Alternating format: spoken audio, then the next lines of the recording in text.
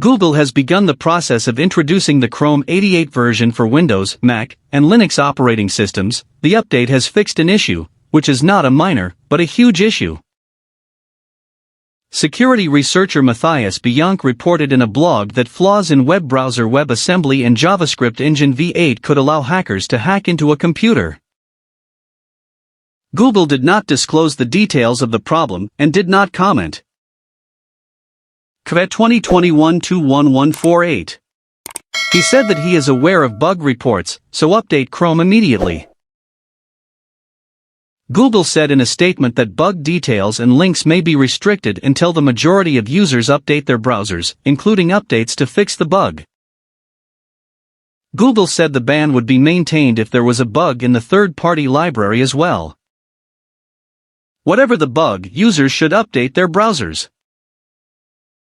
Note that version 88 of Google Chrome has also added a new password manager that will provide support for password security.